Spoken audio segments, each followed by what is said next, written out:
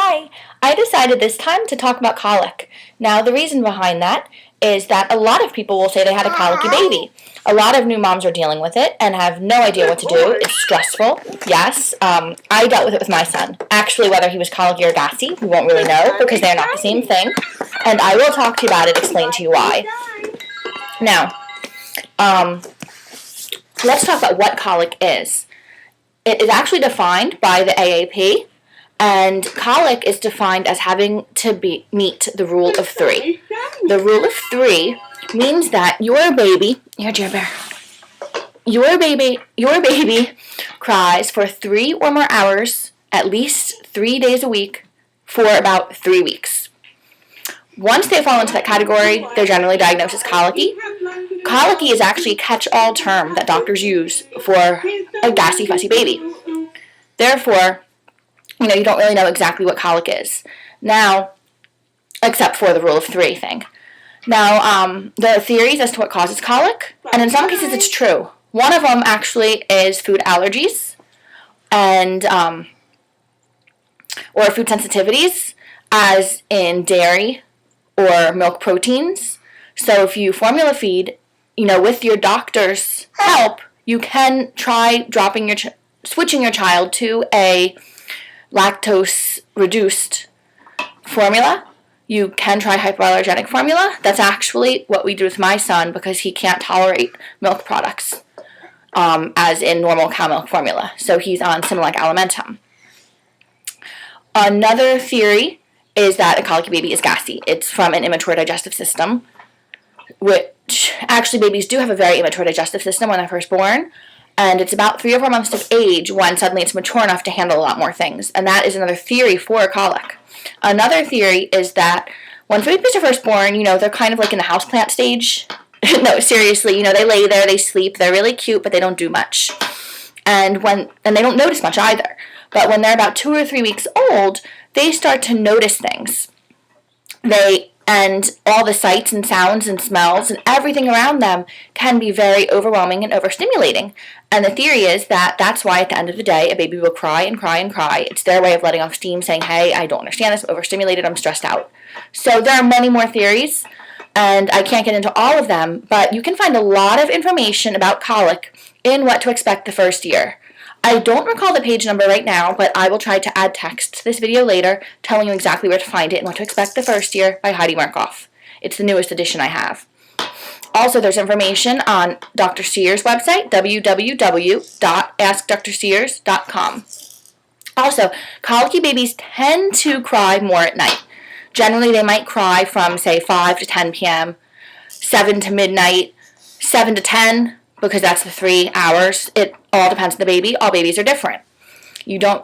I can't tell you this is when your child's going to cry because only you know your child. In my son's case, he cried 20 out of 24 hours a day, most likely. Sometimes it's even 24 hours a day. He didn't sleep. I didn't sleep. He actually had bags under his eyes. It was really bad. So, yeah. And, of course, I had bags under my eyes, too. Reese's, don't you scratch the baby. Sorry, my son's playing on the floor and so is the kitty. So, I thought the best thing to talk about now that you know what colic is things you can do to soothe your baby. Because you will find with a colicky baby that generally their crying becomes intensified.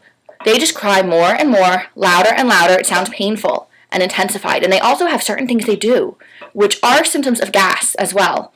And that is where the confusion comes in. Because both gassy babies and colicky babies will pull their knees to their chest and grunt and then tense out. They'll tense their little fists really hard as they cry. They clench their fists. And they turn red in the face. And their crying gets louder and louder and louder and scarier and scarier. And it seems like nothing you do works to make them happy.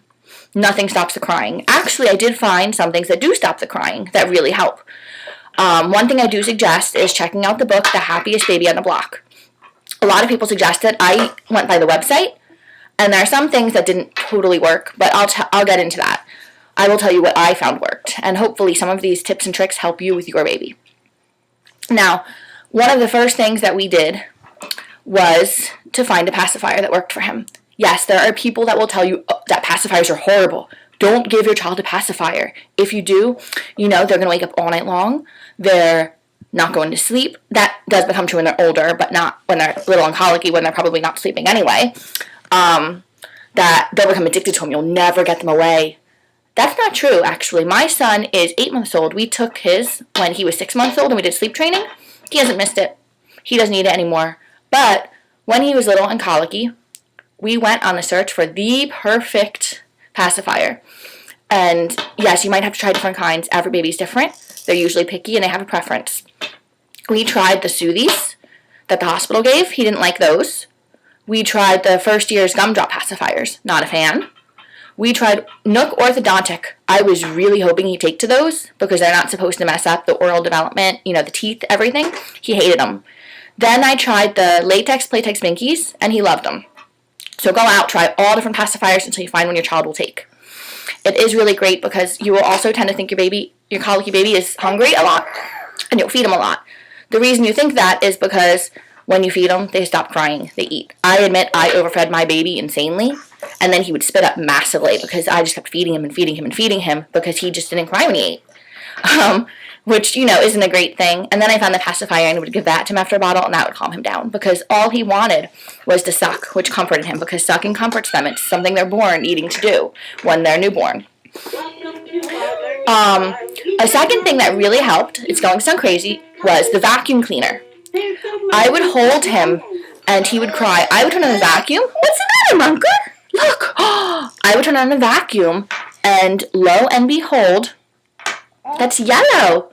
The vacuum, the minute it turned on, he would stop crying and just fall asleep instantly. It was instantaneous and it was bizarre. But the reasoning is that babies, when they're in the womb, it's not quiet in there. They hear all these crazy sounds going on in you. They hear your heartbeat. They hear, gas. They hear your lungs, everything whooshing around in there. I mean, have you ever listened when you got an ultrasound? All that noise is in you, and that's what your baby hears intensified very loudly.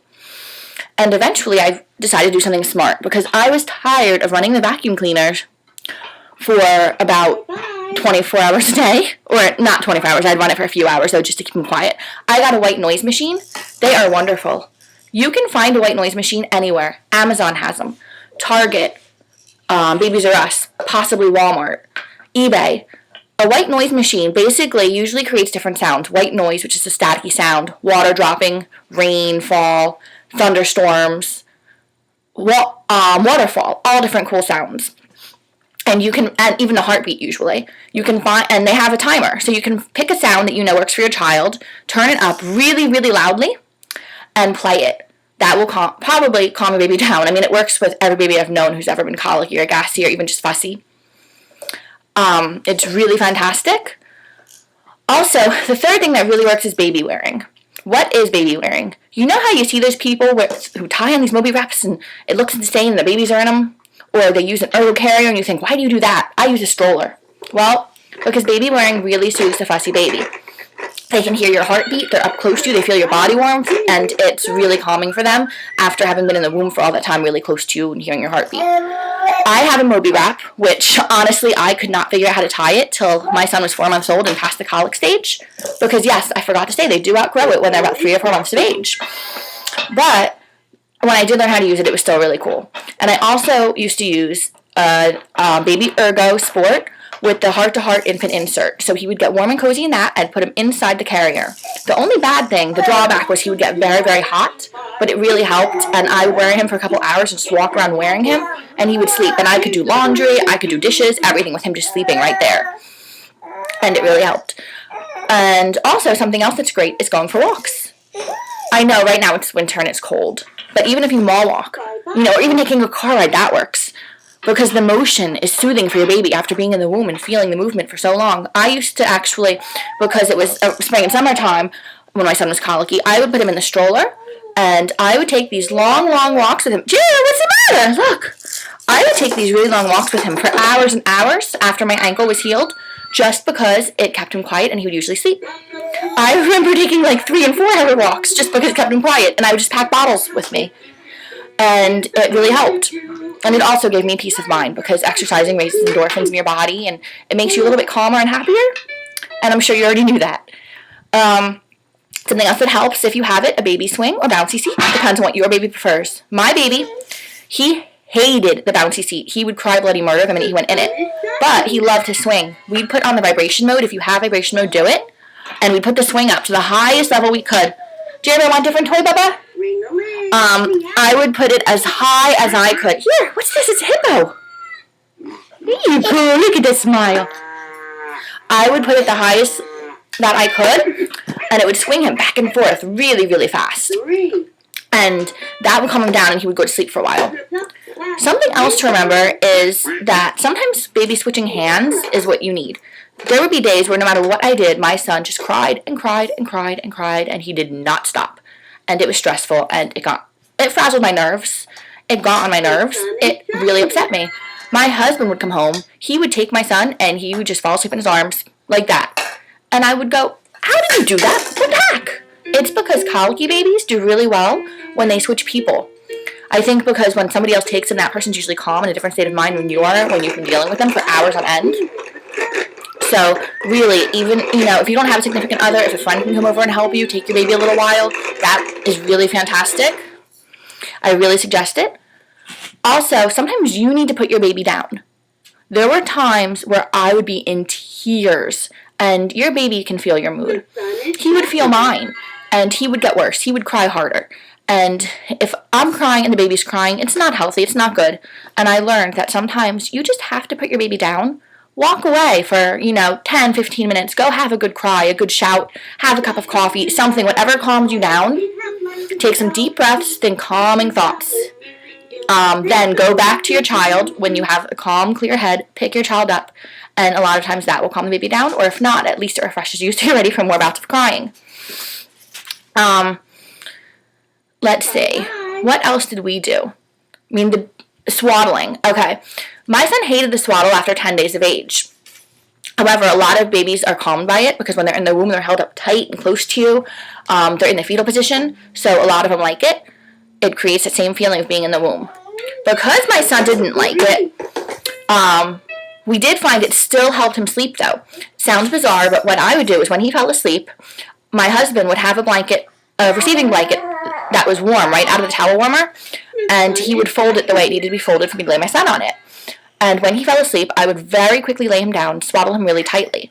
And basically what happened was he didn't startle himself awake, because I'm sure you recognize that your newborn has these weird, jerky movements their arms and legs do.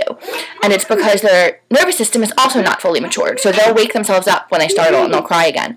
But if you swaddle them like I did with him, I could get maybe 3, 4, or 5 hours of sleep. Another thing that really helps is gripe water. I couldn't use it, all the different brands, because my son had renal problems. However, one that I could use is called Colic. You can find it at natural health food stores, natural pharmacies, even CVS carries it. You can find it online. And it has chamomile in it. Basically, my doctor, the pediatrician, said it's basically just chamomile tea. Talk to the doctor if you want to do that. Find out the dosing for your child and your child's weight. But it really does help. The first time I gave it to my son, because it is mostly chamomile in it, he instantly calmed down and he slept for like 7 hours. And I was like, holy crap. But really, it's because it's calming. So I do suggest all of those things. They really, really help when you have a colicky baby. I know, I'm sure you're trying to find anything you can. Again, check out What to Expect the First Year by Heidi Markoff. And check out Dr. Sear's book. You can even check out whattoexpect.com and look up colicky baby. Because there are other tips on how to soothe your child. What I'm telling you are things that work with my son that I have found work with other babies as well. And I wish you the best of luck, guys. I know it's not easy. Bye!